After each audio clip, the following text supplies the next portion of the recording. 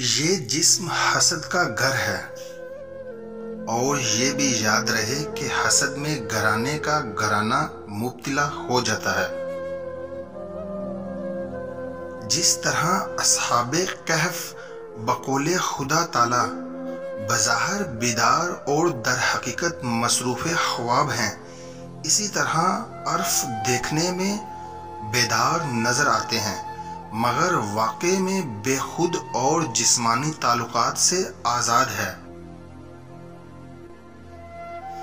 عارف کا دل ہر وقت دنیا کے خیالات سے باخبر رہتا ہے۔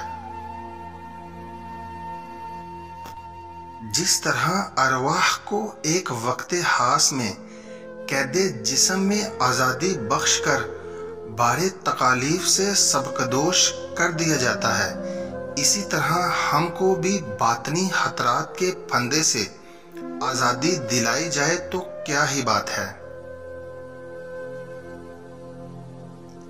عالم کی زیارت کرنا عین عبادت ہے۔ جو شخص اپنے حس باطن اور بصیرت قلب کھٹکنے والی بات کو اسے محسوس کر کے اسے چھوڑ دیتا ہے، اس کی مثال اس زندہ شخص کی سی ہے جو حلق میں داخل ہونے والے ایک تنکے کو محسوس کر لیتا ہے، بخلاف اس کے جس طرح ایک مردہ کو منہ میں داخل ہونے والی خش و خشاک کا احساس نہیں ہوتا۔ جو شخص سستی کی وجہ سے ناشکر اور بے صبر رہا، وہ یہ سمجھتا ہے کہ میں جبر پر قائم ہوں۔ پیر دو قسم کے ہیں، ایک کامل اور دوسرے ناقص، تو واجب ہے کہ پیر کامل ہی سے استفاضہ کرو تاکہ تم کامل روحانی سے بہرہور ہو جاؤ۔ جو شخص حکمت و بصیرت طلب کرتا ہے، علم و حکمت کی باتیں اس کے دل سے فوارے کی طرح نکلنا شروع ہو جاتی ہیں۔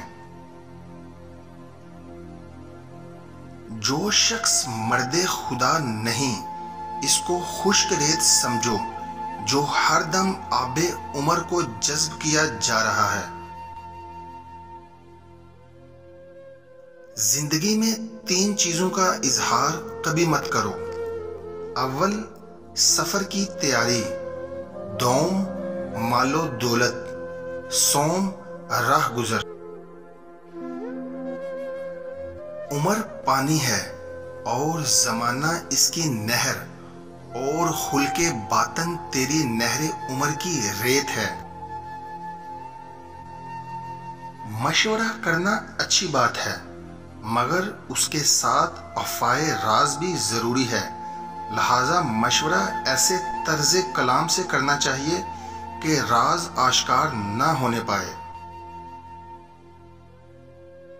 اگر آئینے کے سامنے تم پھونک مارو تو وہ اپنی صفائی سے متغیر ہو کر ہماری نظر میں بے آب ہو جائے گا،